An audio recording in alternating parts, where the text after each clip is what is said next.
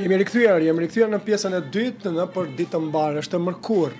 Dhe kemi thënë se sot do të flasim për HIV/AIDS, për një smundje për të cilën pothuajse flasim. Flitet shumë në dhjetor, sidomos në 1 dhjetor para 2 ditëve. Po kur është dita ndërkombëtare. Por ndonjëherë është fol pak më pak sepse nuk ka qenë edhe numri aq i madh i rasteve të cilat janë rrit.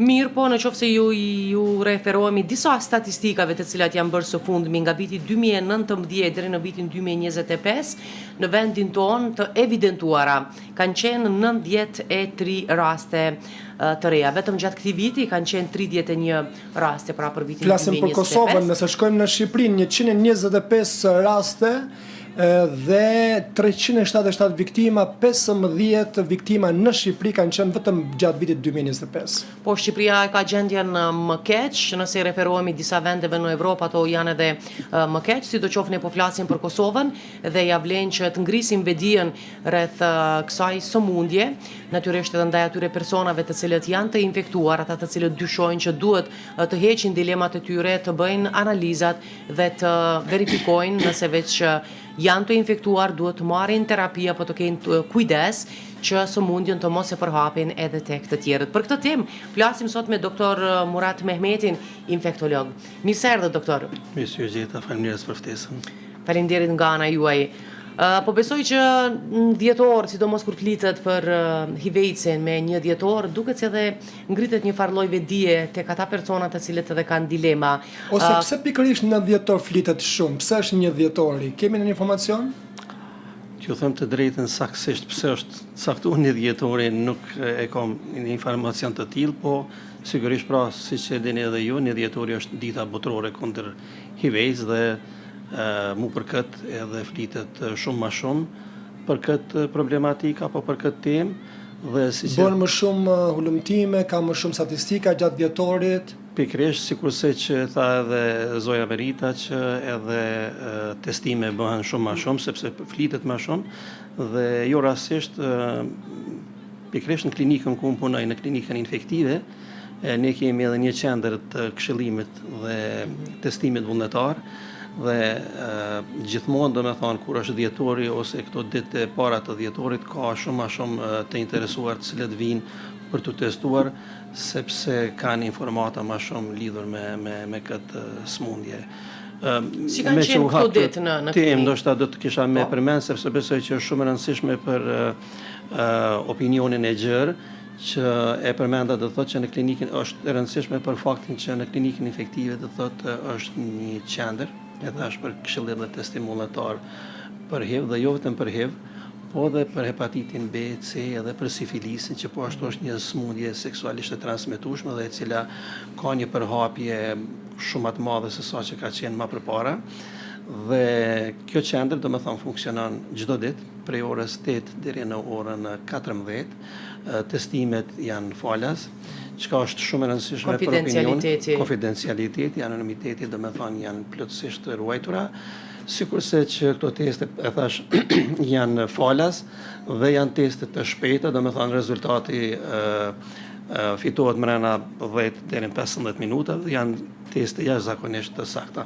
Nuk janë definitive, sepse duhet konfirmimi, megjithatë pas një rezultimi të një testi pozitiv, po megjithatë pothuajse asnjëherë nuk ka ndodhur që ose na ka rezultuar pozitiv një rast që nuk është konfirmuar po ashtu pozitiv. Çfarë testi tutje janë në qendrën tonë, këtë qendër për të cilën po flet edhe testet shtesë, të cilat e konfirmojnë pra, në mënyrë që të mos ik diçka? Po, jo, realisht është Instituti Kombëtar i Shëndetit Publik, i cili është qendër referente për HIV/AIDS, kështu që këta të testuar të cilët rezultojnë pozitiv, pastaj udhëzohen në Institutin Kombëtar të Shëndetit Publik për bërjen e disa testeve shtesë, konfirmuese dhe nëse edhe ati rezultojnë pozitiv, atëherë këto raste referohen në klinikën infektive, e cila po ashtu është qendër referente për Kosovë për trajtimin e pacientëve me HIV/AIDS.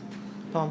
Mirë, ne po informojmë edhe shikuesit që emisioni është i drejt për drejt, ata që kanë për të bërë pyetje, natyrisht që mund ta bëjnë +383 44 900 021 përmes Viber, edhe pse kur flasim për tema të tilla duket që pak më pak ka edhe pyetje. Sidoqoftë krejt esenca e kësaj është që dëgjojnë informacionet, të jenë të vetëdijshëm secili prej nesh për rreziqet të cilat mund të jenë dhe që Sot do të kem kujdes. Turrohemi të jemi më të kujdesshëm. Melita dhe unë do të kem kujdes, nuk do ja them emrin, për ata që nuk duan të prezantohen, natyrisht sepse një temë e tillë nuk ja themi. Ka pa stigmë diskutim. megjithatë kur flitet për HIV-sin.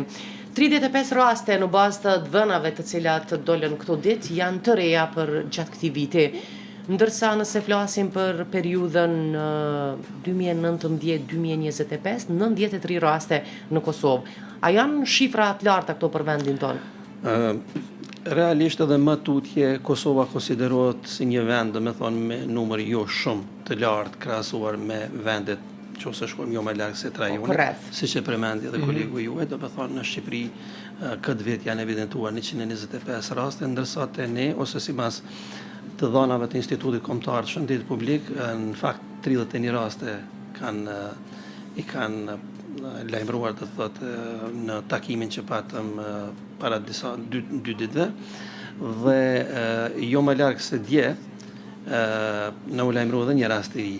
Në klinikën efektive, se gjithmonë sa i përket shifra mund të dallojnë shifrat tona me shifrat e Institutit Kombëtar të Shëndetit Publik, sepse derisa Instituti Kombëtar i Shëndetit Publik ka dalë me 31 raste, në klinikën efektive për këtyre 31 rasteve janë lajmëruar 28 raste. Nëse e shtojmë edhe këtë rastin e ri që dje u lajmëru, faktikisht kemi 29 raste. Dhe nuk e dim ndoshta deri në fund muajit do të kemi edhe ndonjë rast të ri. Dhe po, sigurisht që kemi në rritje të numrit të rasteve. A mund të themi për këto raste janë më shumë meshkuj apo gra dhe vajza?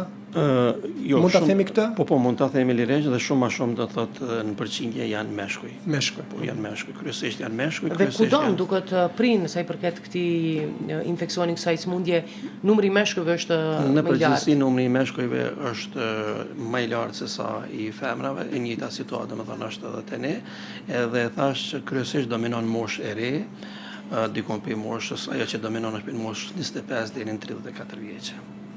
Pse pikërisht kjo moshë e re, doktor? Po tash sigurisht është moshë seksualisht aktive, është një moshë, domethënë kur janë thjesht mendoj, sigurisht ajo është arsyeja kryesore. Nuk mendojnë më gjatë, nuk mbrohen.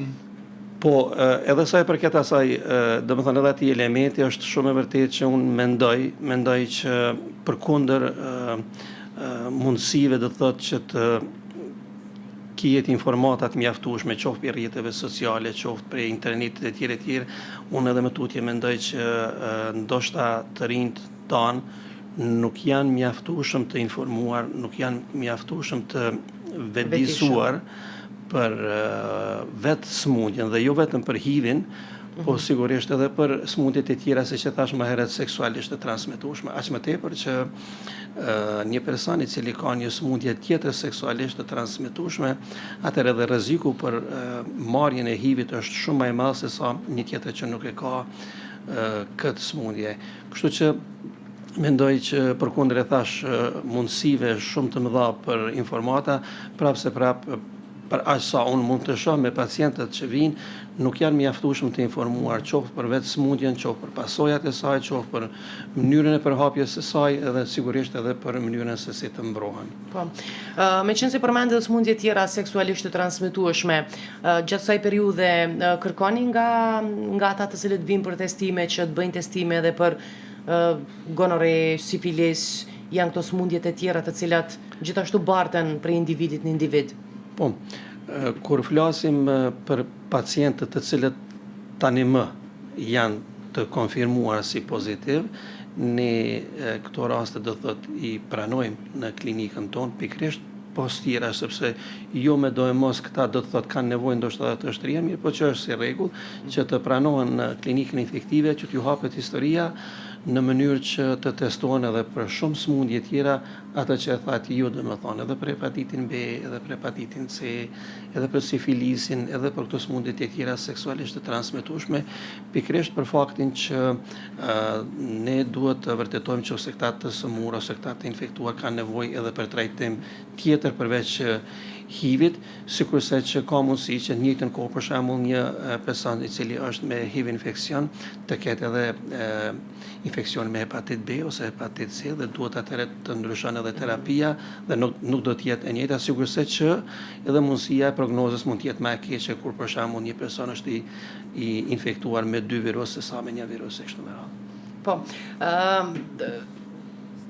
kur e vren personi, do më thënë qoftë se nuk shkon me bë vetë një testim pas infeksionit, kur e vren, sepse e di që edhe, po besoj është njëjtë, ajo faza e inkubacionit është goxha e gjatë dhe nuk jep shenja. Ka ndryshu diçka, ndonjë... Ky ndoshta është edhe problemi më i madh sa i përket kësaj sëmundje në kuptimin e përhapjes së kësaj sëmundje. Ato që po e thani ju, do të thonë që personi që infektohet, brenda disa ditëve, tek mas 2 deri në 6 javë vjen deri te paraqitja e simptomave fillestare, kur flasim për HIV infeksionin akut, ta quajmë. Dhe këto simptoma realisht nuk janë simptoma që janë shumë specifike për HIV-in. Do të thonë është një gjendje, ta quajmë ashtu, sindrome, kur simptomat mund të jenë të ngjashme edhe me gripin ose me ndonjë infeksion tjetër me viruse. Pra kur i them këto simptoma nënkuptojnë temperaturën, i them plagështinë, dhimbje trupi, dhimbje nyjeve, nganjëherë por jo gjithmonë edhe rritje të gjendrave limfatike. Ajo është shumë e rëndësishme, domethënë nëse Po një simptom pak më e veçantë kjo. Sakt, domethënë një simptom pak më e veçantë që është rritja e gjendrave limfatike, që për shembull tazon nuk ndodhet në një gjendje gripoze dhe pra rritja e gjendrave limfatike duhet ta shtyjë në këtë rast pacient që të dyshon, sigurisht gjithmonë duke pas parasysh ajo që po mendoj për të kaluarën e vet nëse ka pas, domethënë ta quajmë ashtu një sjellje të dyshim e tjerë. Dhe pikërisht mbas këtyre simptomave, nëse pacienti nuk e kupton që është infektuar ose nuk testohet ose anashkalohet dhe jo gjithmonë tek të gjithë të infektuarit kanë mu paraqit këto simptoma, atëherë kalon në atë fazën që e quajtët ju, fazën e qetë, e cila fazë mesatërisht 50% të infektuarve kalojnë edhe 10 vite, pa kurfar simptoma, dhe me këtë rast këta të infektuar mund të mos dinë, domethënë, për infeksionin që e kanë, por që mund ta bartin tek personat e tjerë. Dhe që e bartin te personat e tjerë, dhe këtu është rreziku më i madh pra i transmetimit të infeksionit tek të tjerat. Shqipër këtë, domethënë, është shumë e rëndësishme që të gjithë ata që e kanë dyshimin, më të vogël që do të mund të ishin të infektuar, kuptohet tash qoftë për shkak të një kontakti, qoftë për një sjellje të rrezikshme e tjerë, të testohen në mënyrë që në radhë të parë sigurisht të fillojnë me terapi sa më parë, sepse ne... A ka rol nëse terapia fillon me u marrë sa më herët, pa u paraqitur simptomet e tjera, do ta kalu ky deri 10 vjet që këta persona ta kenë shëndetin më të mirë tutje?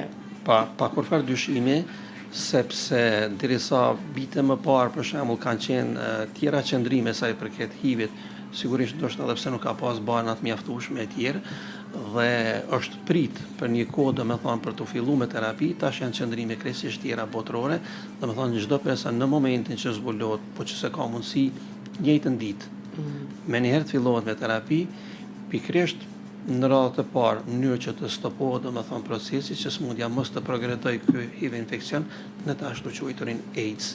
AIDS, domethënë, është ajo situatë kur pacienti nuk është trajtuar dhe virusi ka bërë dëmtim shumë të madh të imunitetit dhe ka ardhur në një fazë kur vjen deri te paraqitja të ashtu quajturave sëmundje oportune që i quajmë ne, sëmundje domethënë të cilat vinë në shprehje tek të sëmurët me imunitet të dobësuar ose të kompromituar siç është imuniteti te HIV-si. Kështu që sigurisht domethënë dy ato janë pikat më të rëndësishme pse të fillohet më njëherë me terapi në që të stopohet procesi, që të mos progredojë në AIDS dhe e tjetra domethënë që të mos përhapet sëmundja, sepse nëse fillohet më njëherë me terapi dhe ne e arrim atë qëllimin tonë që gjithmonë është që na ta zvoglojmë vlerën e virusit në vlera të padetektueshme në gjak me anë të terapisë, atëherë një person i cili ka vlera të padetektueshme në gjak nënkupton undetectable është i barabart me untransmissible. Do të thonë, një person i cili ka vlera pa detektueshme gjak, ai realisht edhe nuk është infektues për tjerët. Kjo që është shumë e rëndësishme që të zbulohen. Do të thonë, nëse mbahet në kontroll dhe zbulohet në faza të hershme, ai edhe po pati kontakt me persona të tjerë, nuk është i infektueshëm.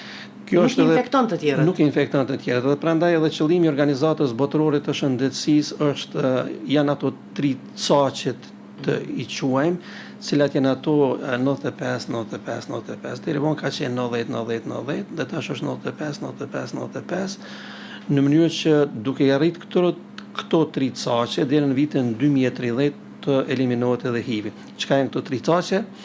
Caku i parë, domethënë, është që të gjithë ata të infektuar, në këtë rast azojmë në Kosovë, të dinë ose të dinë që janë të infektuar ose të kuptohet statusi i tyre që është HIV pozitiv. Caku i dytë, pastaj 95 i dytë është që të gjithë këta, të cilët janë të infektuar, të vendosen të gjithë në terapi, ose më mirë me thonë 95% e këtyre të infektuarave të vendosen në terapi, dhe pastaj caku i tretë, 95% i këtyre të cilët janë vendosur tani më në terapi, të arrihen vlerat të padetektueshme në gjak. Dhe në këtë mënyrë pra të stopohet procesi, të zvoglohet mundësia transmetimit të smundjes, edhe të arrihet çaj caku i 2030 që do të thonë që të eliminohet smundja. Edhe pse unë edhe jo vetëm unë, po në përgjithësi, do të thonë, bota megjithatë është skeptike nëse do të arrihet që deri në vitin 2030 të eliminohet kjo smundje. Këto 2 caqet e fundit, do të thonë, që të vendosen në terapi të gjitha ata të cilët janë të infektuar dhe caku i tretë që të arrihen vlerat të padetektueshme të virusit, unë mund ta them lirisht që ne si klinik e kemi arrit. Për faktin që ne tash për tash kemi pas 110, 111, ndoshta me rastin e ri, të gjithë këta pacientë na i kemi në terapi. Dhe asnjë prej këtyre 110 pacientëve që kemi, asnjëri prej tyre nuk është i shtrirë në spital.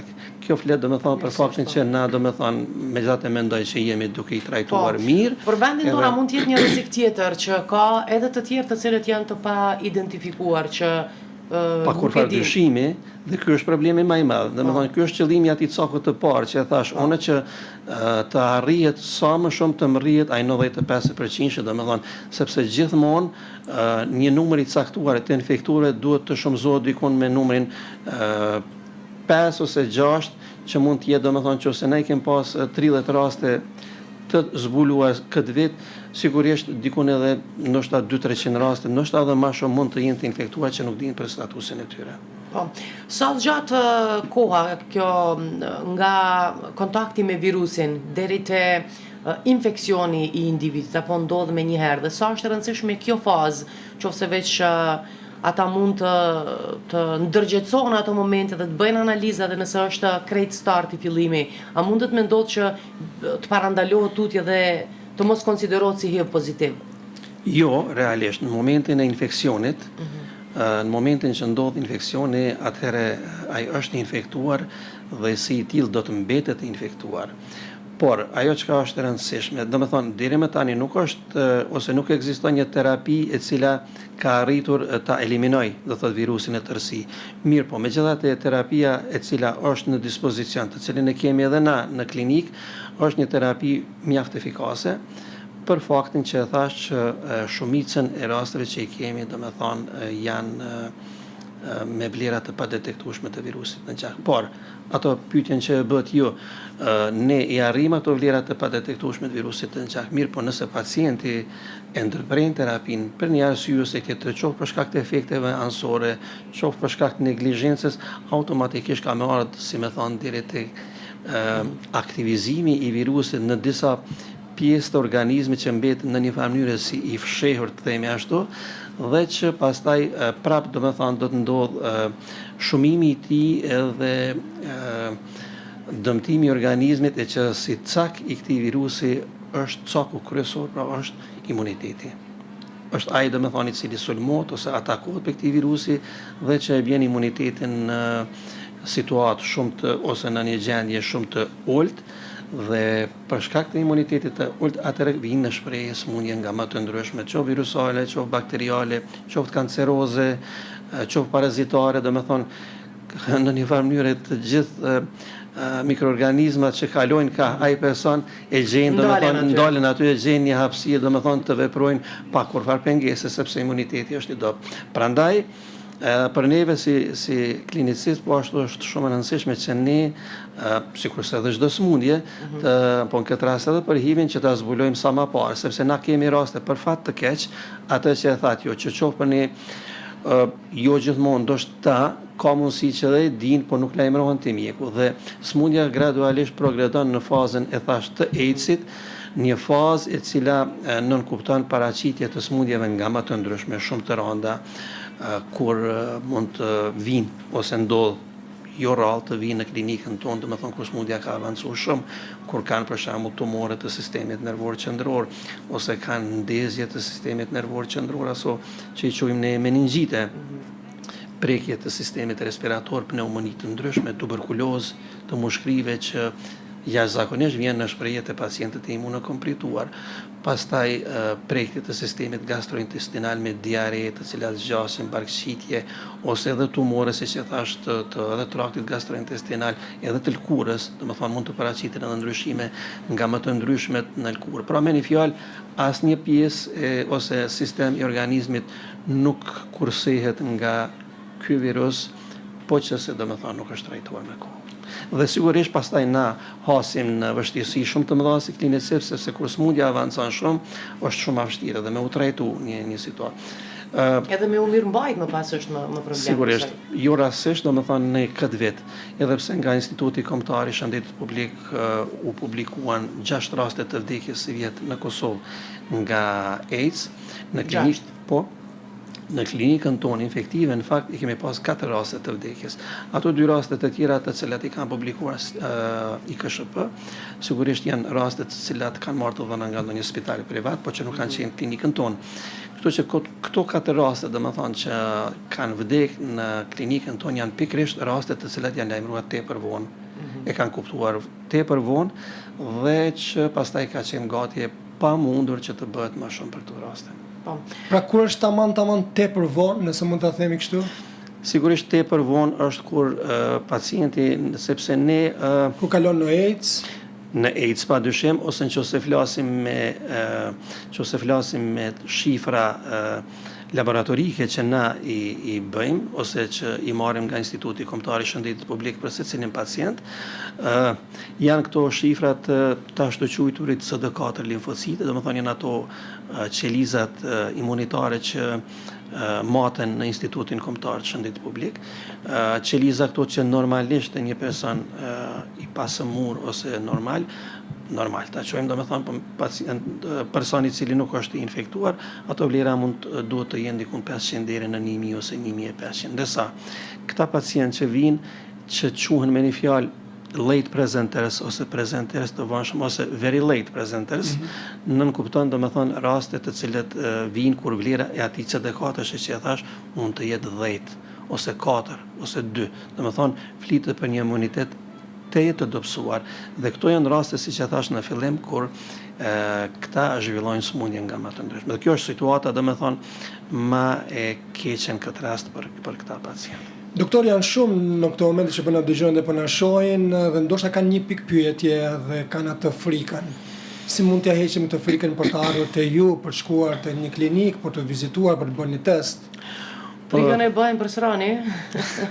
Më mirë është me u lajmëruar te doktori, po besoj, dhe me heq dilema të gjithçka tjetër. Po, mendoj që është shumë e rëndësishme që prap kushdo që e ka dilemën më të vogël. Unë e thash në fillim të emisionit, jo rastësisht që dhe jo vetëm klinika infektive është e vetmja qendër ku ne e kemi mirë, po aty kemi një ambient miqësor, e kemi një ambient ku bëhet këshillimi i një klienti, ta quaj, para testimit, bisedohet me te për mundësin, po një histori e tij, sigurisht domethënë për të kaluarën e tij ose të saj, bisedohet për situatën nëse do të kishte me qenë pozitiv, çfarë do të kishte me ndodhur, nëse do të kishte me qenë negativ. Të pjesë deshta me folë se ka shumë rol më pas edhe gjendja e tyre emocionale. Ka ekipe, ka edhe psikologë të cilët janë të inkuadruar. Realisht për fat të keq në klinikën tonë nuk është që kemi psikolog, ndoshta në të ardhmen të afër do të kemi edhe psikolog sepse po ashtu është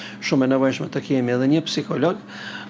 Mirë po që në një farë mënyrë vetë në këtë rast laboranti i cili bën testimin dhe bën këshillimin ka një trajnim dhe një përvojë bukur të gjatë dhe do thotë e bën këshillimin para dhe pas testimit në mënyrë shumë të duhur dhe që pra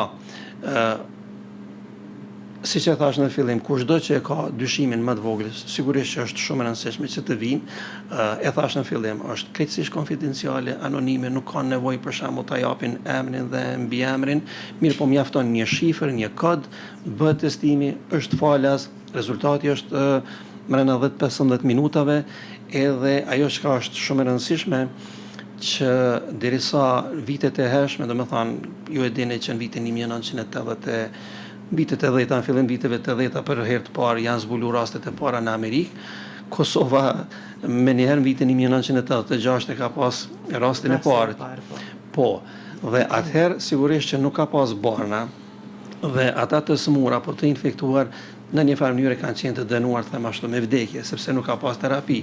Mirë po tash është një situatë krejt tjetër, terapia ekziston.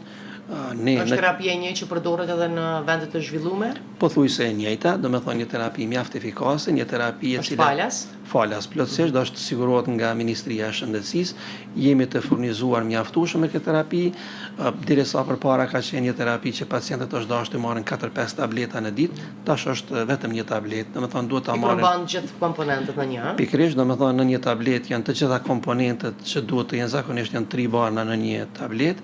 E marrin atë tablet një herë në 24 orë, domethënë zakonisht pothuajse gjithë ta pacientë që i kemi që i përmendë 110 pacient, asnjëri nuk është që ka zhvilluar ndonjë efekt ansor i tjerë. Kështu që na e dim për shembull që ka pacientë që kanë tension arterial dhe që duhet çdo ditë me marrën ka 4-5 barna ose kanë yndyrë ose kanë sheqer e tjerë. Nuk është një ngarkesë e madhe nëse merret. Nuk është ndonjë ngarkesë e madhe dhe çka është shumë e rëndësishme, unë ose së bashku me kolegët e mi, na kemi raste për shembull që dikun ka më shumë, domethënë pacientin më të moshuar ose i cili është infektuar ka më shumë se 30 vite që është infektuar. Njëri prej pacientëve tanë. Dhe është me gjendje të mirë. Dhe është me gjendje të mirë, vjen her pas herë sigurisht me probleme të vogla, mirë po për shembull, po mendoj ka pacientë domethënë që janë infektuar ndoshta jashtë vendit, edhe janë kthyer në vendin tonë, kanë vazhduar terapinë, pra 30 vite i sëmur, i infektuar dhe vazhdon të jetojë mirë gjithmonë nëse e merr terapinë me rregull. Me rregull, po. Cili është reagimi i këtyre pacientëve, sepse megjithatë është një lloj frike ende kur flitet për HIV-in. Por ka pas edhe sëmundje të tjera nëse bëjmë krahasimin po e zë me kancerin ose diçka që më duket një farë mënyrë e ka lënë pak në ndije këtë HIV-in, por sidoqoftë kur një person i thuhet se je infektuar me HIV pozitiv, cilat janë reagimet e tyre dhe a mund të themi nëse këta persona mund ta zhvillojnë më pas edhe atë egon e tyre që pse të mbrohem ndoshta unë apo të ruhem për të tjerët, sepse vetë ana emocionale, psiqike ndonjëherë mund të bëj pak më egoist sa që duhet. Po, në atë kuptimin mu ka infektu dikush, edhe unë tash mos po lodhem edhe nuk infektuar. Shikoni, po, kjo është një situatë po ashtu për të diskutuar. E rëndësishmja është atë që e thash në fillim, që në momentin që ata zbulohen që janë pozitiv, ne me njeri vendosim terapi. Dhe nëse gjithçka shkon mirë me terapi brenda 2 deri në 3 muajve, këta kanë me arrit ato vlera ose ne do të arrijmë ato vlerat e padetektueshme në qark. Dhe në shumicën e rasteve brenda 3 maksimum 6 muajve këta pacient nuk do të ishte dashur të jenë po mendoj infektues për tjerë. Por unë sigurisht ne nuk është që ne tash do të mund të përcjellim këta njerëz se çu do të veprojnë posa të dalin nga klinika jon. Mirë po ulemi, bisedojmë, i tregojmë që ju jeni edhe më tutje infektues për të tjerët dhe mund të infektoni të tjerët, do të ishte dashur që ju t'i tregoni partnerët tuaj që mund të infektojnë, po mendoj që keni infekcion dhe do të ishte dashur t'i tregoni. Në anën tjetër, ne po ashtu ja u bëjmë dije dhe jo që ja u bëjmë dije, po është do thotë legj ta quajmë në nivel të vendit që një person i cili është infektuar, domethënë që është infektuar dhe me vedije të plot e infekton dikon tjetër, atëherë ai ndiqet penalisht dhe ne ja bëjmë dije edhe këtë gjë. Ne skemi besoj raste të tilla. Në kuptimin e ndjekjes penale Në ligj është apo? nuk është që kem pas, domethënë raste të tilla, sidoqoftë jetë. Po partnera keni, sepse edhe kjo është e rëndësishme. A ka në këto 110 raste që janë, a është ndonjë partner, ndonjë çift të cilët janë të dy të infektuar? Kemi raste kur janë të dy të infektuar, po kemi raste kur njëri është pozitiv, tjetri është negativ. Kemi edhe raste të tilla dhe që kanë vazhduar domethënë të jenë negativ falë terapisë që kanë marrë me rregull, sepse jo me do e mos një person që është infektuar me njëherë do ta infektoj partnerin. Sidoqoftë ta ndërmarrin masa, ta mbrohen domethënë këta të cilët janë partner dhe mund të kenë edhe familje gjithashtu. Po, okej, nëse pacienti siç e thash e merr terapinë me rregull, ai nuk do të jetë infektues për është e sigurt partnerin. kjo, ka më pas dilema nga partneri tjetër që po tash duke qenë se ne bazohemi në dhënat shkencore, atëherë ne bazohemi në atë dhe unë për shembull kam rast kur është njëri partner pozitiv dhe burri në këtë rast është negativ dhe ata bëjnë një jetë që një kohë të gjatë, zonja e merr terapinë ndërsa që burri është jo infektuar, është negativ. Është edhe një diçka që duhet me përmend këtu, sigurisht gjithsesi, që Kosova ka filluar që 2 vite, përkatësisht ne si klinik, kemi filluar që 2 vite që të japim edhe të ashtu quajturin PrEP. Çka? PrEP. Çka është PrEP? Pra është profilaksa që të mbron profilaksa para ekspozimit.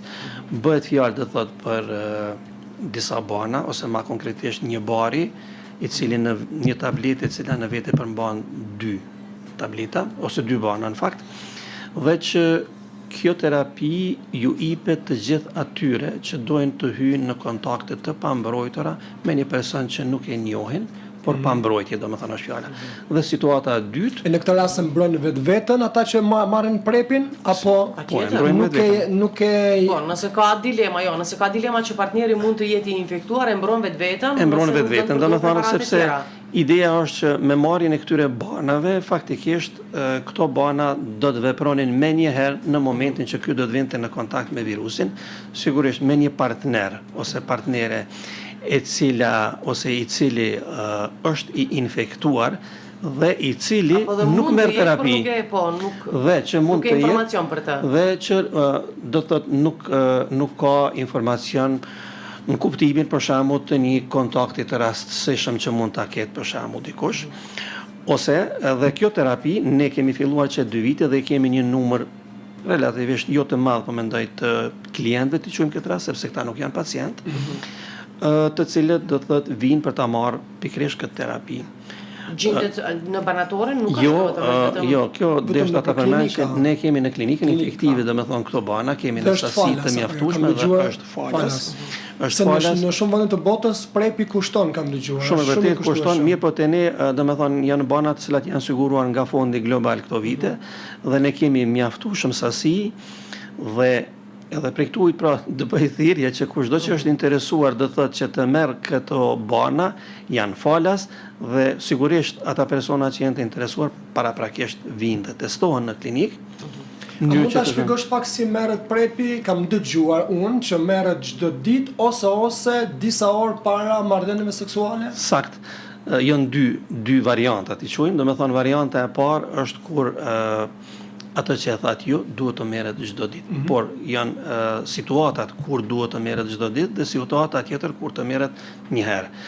Nëse ne e quajmë situatën e parë ose on demand, nëse dikush don të hyjë ose pre-event quhet ndryshe, domethënë nëse dikush don të hyjë në një marrëdhënie të pambrojtur ose mendon që ka me hyrë në një marrëdhënie të pambrojtur ta zëm në disa orë të ardhshme, pri event, nështë në ndonjë ndaj ose e tjerë, atëre preferohet dhe me thonë që ky person një 2 orë, deri në 72 orë, para se të ketë marrëdhënie, ti merr 2 tableta të këtij bari, i cili quhet tenofovir me emtricitabin, do të thonë janë 2 tableta në një tablet ose 2 bana në një tablet, dhe pastaj përsëri do ta marr mas eventit, atëherë kam e marrë edhe 2 ditë të ardhshme nga një tablet dhe përfundon gjithçka. Gjithmonë po flasim për atë person i cili nuk don që të ketë kontakt me ato të tjerë përveç atij eventi.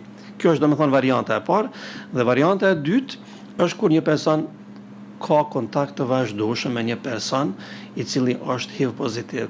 Ato që përmenda në fillim, domethënë kontakt me një person HIV pozitiv i cili nuk merr terapi, sepse nëse është një kontakt me një person HIV pozitiv që merr terapi, ndoshta s'ka më pas nevojë me marrën edhe ato. Edhe pse po duket ty pak i dyshim kjo punë, nëse në kuptimin ishte diçka e re dhe isha duke dëgjuar sepse ka edhe barna të tjera dhe për sëmundje të tjera. Ideja po mendoj me 100% i sigurt me hyrë marrëdhënie pa mbrojtje, edhe në pak është, po sido që ti është e thashë në fillim domethënë që mbrojtja goxha e lartë. Goxha e lartë. Po doktor në fillim fare do të bëjnë një vizitë personit që merr këtë PrEP. Po, në të njëjtën qendër për këshillim dhe testim vullnetar që e thash në klinikën infektive, përpara se ta përdor. Sepse prap është e vetmja klinika infektive, domethënë që jep edhe PrEP-in. Aty paraprakisht sigurisht që klienti i cili vije për PrEP duhet të testohet paraprakisht për HIV, sepse ta zëm nëse është HIV pozitiv, atëherë hup efekti i kësaj, duhet me fillu me marrë terapinë për HIV. Mirë, po nëse është negativ për HIV, sikurse që testohet edhe për hepatitin B, siç e thash, edhe për hepatitin C, edhe për sifilis, që janë sëmundjet që dojnë trajtim pak ma të veçantë. Dhe ata testohen për të gjitha këto sëmundje, dhe nëse rezultojnë negativ, atëherë ne ju japim PrEP-in, një kuti zakonisht për 1 muaj, në mënyrë që të shohim nëse ka një efekt ensor etj. Dhe nëse ata nuk kanë efekt ensor, e marrin me rregull, atëherë ne kemi mundësinë të japim edhe për 3 muaj. Dhe e thash, domethënë është terapi e cila jepet falas edhe që është mjaft efikase. Ne duhet ta përmend tash edhe këtë kemi bërë një kërkesë, ose sa po kemi bërë kërkesën për një lloj ampule ose injeksioni i cili është shumë më i avancuar se sa ky PrEP-i. Domethënë bëhet fjalë për një injeksion i cili e ka emrin lenacapavir, një bari ose një injeksion i cili prapë është një lloj PrEP-i, mirë po shumë i avancuar, sepse jepet një injeksion sot dhe 6 muaj të tjerë ajo është i mbrojtur. Dhe nuk ka nevojë më as për tableta, as për kurgjë, thjesht 6 muaj të parë, domethënë je i sigurt me të. Je i sigurt. A ka kundërefekte apo janë barna ende të reja dhe zgjedh? Janë barna të reja, nuk është që ka ndonjë kundërefekt.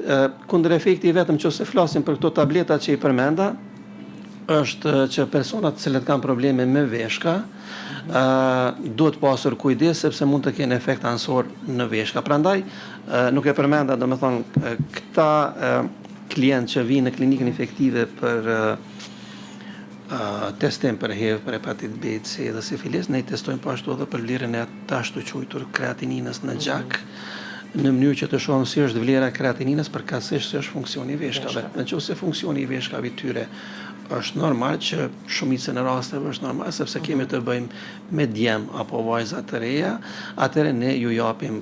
Mirë po, nëse ne arrijmë të sigurojmë këtë injeksion që e quajta, që ne kemi bërë kërkesën nga Ministria e Shëndetësisë, atëherë gati që është një diçka shumë e mirë, sepse mundësia domethënë ka me qenë jashtëzakonisht e vogël, edhe në këtë mënyrë domethënë edhe mundësia e përhapjes së sëmundjes ka me qenë. Sidoqoftë, po përhapja ndodh më shumë viteve të fundit për shkak domethënë edhe të rritjes ndoshta të rasteve të homoseksualëve, ku i dim se s'pako ashtu siç është thënë, rastet më të shpeshta mund të ndodhin edhe në kontakte të tilla, më pas përdoruesve të drogave përmes shiringave të ndryshëm.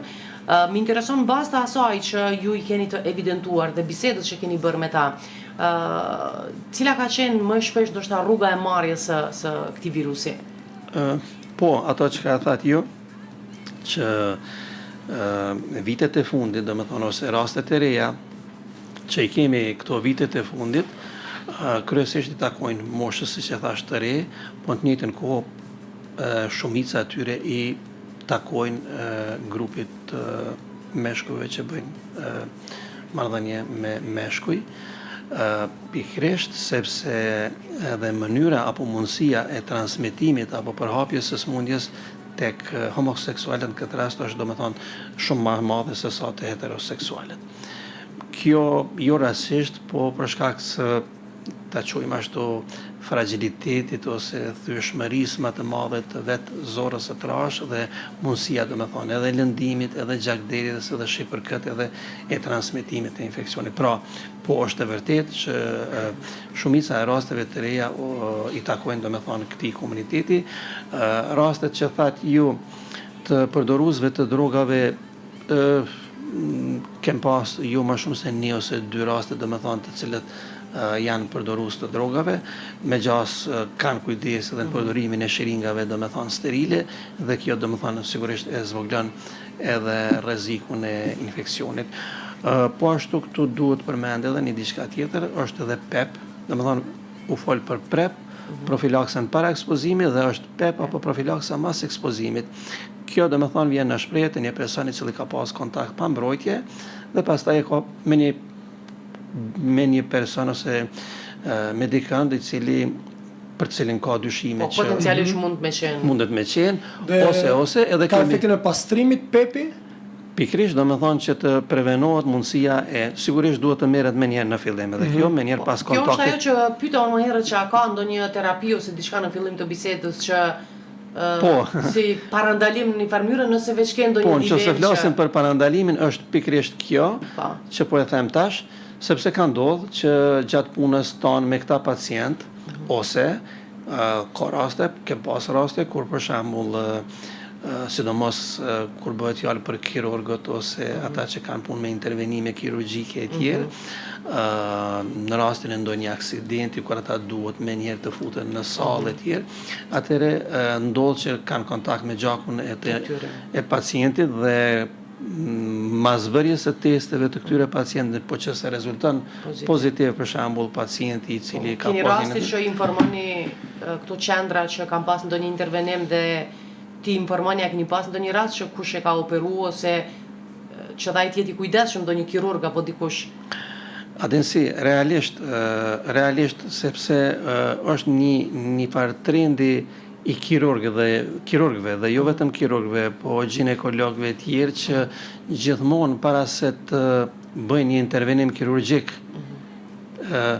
kërkojnë nga pacienti para se ta fusin në sallë që t'ju bëhet testi për HIV, t'ju bëhet testi për hepatit B, t'ju bëhet testi për hepatit C, pikërisht jo pse ju intereson aty na janë të unë po mendoj në kuptimin e shëndetit të tyre, mirë po thjesht nëse do të kishim me anë kontakt me ata me gjakun e tyre ose lëndimit, atëherë që ata të kenë një mbrojtje ose ndoshta nuk e di dhe nëse vetë doktorët nuk mbrohen kush do të mbrohet. Patjetër, por doktorët më mirë se me pajisje, me dorza, punojnë me dorza. Mundësia është e vështirë dhe nëse punojnë me personin që është me HIV, që ideja është ose nëse është korrekt, po flas tash prej neve si mjek, që ne paraprakisht të kërkojmë prej pacientit që po të operojnë ty, po paraprakisht të sill me rezultatet e testit të HIV-it, hepatitit B dhe C, dhe çka nëse është HIV pozitiv.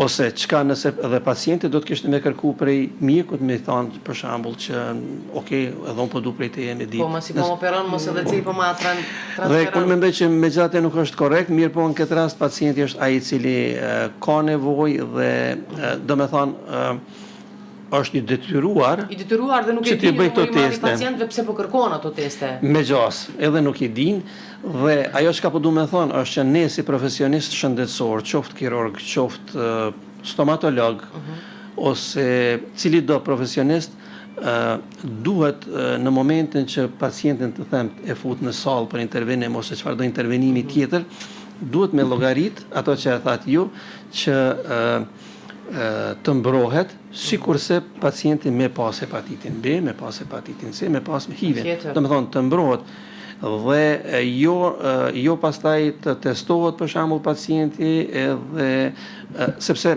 për fat të keq kjo nuk ndodh vetëm te ne, po edhe në shumë vende të botës ne kem pas domethënë raste ose takime me kolegë nga vende të ndryshme, të cilët na tregojnë domethënë për vështirësitë të cilët hasin, sepse nëse kur flasim për HIV-in, përkatësisht për AIDS-in, kemi të bëjmë me një problem multidisciplinar, sepse një pacient me HIV mund të bëhet për kirurg, mund të bëhet për otorinolaringolog, për krejt lamit të tjera, intervenime nga më të ndryshmet. Dhe një pakujdesi, do me thënë, ndodhë që... Jo, ajo që ka po do me thënë është që jo rrallë ndodhë për shembull që nëse ne dërgojmë një pacient të një koleg tjetër, cili do qoftë dinamist tjetër, dhe kur ai e kupton që është HIV pozitiv, heziton për të intervenu. Një këtë jeni ata të cilët drejtoni tek opinioni dhe duke thënë që për fat të keq, gjatë qëndrimit, në qoftë se nuk ka ndonjë kontakt përmes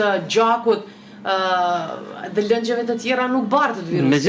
Megjithatë kemi domethënë raste jo gjithmonë, do ta kisha potencu këtu pikërisht, për shembull, jo më larg se para disa ditëve ne patëm një pacient i cili kishte nevojë për një intervenim kirurgjik përkatësisht laparoskopik, më befasoi edhe mua për të mirë në këtë rast, muj me përmend edhe emrin e doktorit pa kurrë problemi, doktor Valoni, kirurg endoskopist, të cilin ne e qumë pacientin taj dhe me thonë për një intervenim dhe ne përreqim që ai ka me hezitu dhe mund të regon motra, thot, jo, thot, doktori ka reagu çuditërisht shumë mirë, apo edhe kjo është pacient si çdo pacient tjetër dhe ka nevojë domethënë për trajtim, edhe me thonë drejtën befasova për të mirë sepse jo shpesh befasona në këtë aspekt. Po mbrojtja duhet të qenë dhe Pepi ishte duke e shpjegu vetëm edhe këtë ta përfundoj sepse jemi po Pepi është një situatë tjetër, domethënë kur një person, e thash qoftë klient i cili ka pas një kontakt seksual të dyshim dhe ka pikpyetje sikurse edhe një infermier, një mjek që thash që ka pas kontakt, ata vinë prapë lajmëron në klinikën efektive dhe ne japim një bari i njëjti realisht. Vetëm në klinikë gjendet dhe Pepi apo? Gjendet Pepi dhe ajo do të më dhanë sigurisht 72 orët e para, sepse çdo vonesë atëherë mundësia e efektit të Pepit është shumë e vogël, për të thënë fare, dhe kjo japet për një muaj. Një muaj me radhë, domethënë japën këto bana, edhe atëherë domethënë rreziku prapë në këtë rast zvoglohet në zero, gjithmonë po flasim. Pyetja ime fundi më ka mbetur kjo pyetje peng që në kohën e Covidit. Kam dëgjuar që persona që janë ndarë natyrisht i kanë marrë Covidin në thojza, nëse mund ta them këtë, kanë qenë edhe të prekur me HIV.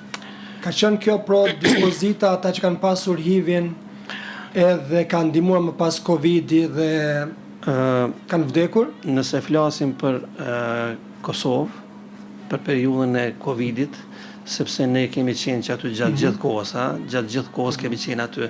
Okej, kur ka qenë Covidin, ne kemi pas dikun ndoshta një 50 ose 60 raste me HIV, domethënë HIV pozitiv, jo sikur tash që kemi, sepse kanë kaluar disa vite.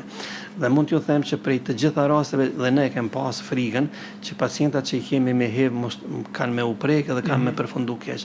Për fat të mirë, asnjëri prej pacientëve që i kemi pas në mbikëqyrje, përveç njërit i cili për fat të keq ka përfunduar me vdekje, po flas një pacient me HIV që ka pas Covid dhe ka zhvilluar domethënë formë të rëndë të smundjes së mushkëlive dhe ka përfunduar me të gjithë pacientët e tjerë kanë pas formë shumë të lehtë Covidit ose domethënë një formë menaxhueshme. Po. Këshilla e fundit, s'po flasim për komplikimet sepse ashtu jemi krejt në fund, por këshill të cilën duhet të respektuar secili individ. Atë që ka thash në fillim, do ta tham prapë se... Këshillat janë për kolegët, për doktorët, më së pari. Edhe ata dëgjojnë tani. Për kolegët më do mos, po kolegët e tanë, do me thonë, ndoshta jo të gjithë dhe kanë informatat mjaftueshme, se kur ti nuk ke informatat të mjaftueshme për një smundje të saktuar, që duhet me pas, në kuptimin e si bartet një smundje, se si nuk bartet një smundje, sepse nuk bartet kjo smundje nëse e përqafon ti një pacient me HIV, nëse han bashkë me te, pin bashkë me te. E që besoj që një numër hezitojnë të bëjnë edhe... Hezitojnë edhe atë dhe t'ju japin dorën, për fat të keq edhe më tutje, atëherë nuk ka kurrë rreziku. Por, ajo që ka thash në fillim, duke u bazuar në faktin që nëse e zbulojmë një pacient në fazën e hershme, rreziku i transmetimit është shumë i vogël sepse fillohet me terapi, do thotë porosia ime prap kryesore është në ne të testohemi sa më shumë, sepse duke u testuar sa më shumë ne do ta zbulojmë smundjen dhe do të fillojmë trajtimin dhe nën dy sigurisht që të mos hyet në marrëdhënie pa mbrojtje. Kondomi padyshim që është mjeti më i mirë mbrojtës jo vetëm për HIV, por edhe për gjitha smundjet seksualisht të transmetueshme. Sepse sot folëm për to, por një rast tjetër do të flasim edhe për to smundjet e tjera transmisive, si quhen, të cilat gjithashtu kërkojnë një kujdes goxha të madh. Sigurisht. Faleminderit shumë. Faleminderit juve. Faleminderit. Faleminderit. Punë të mbarë.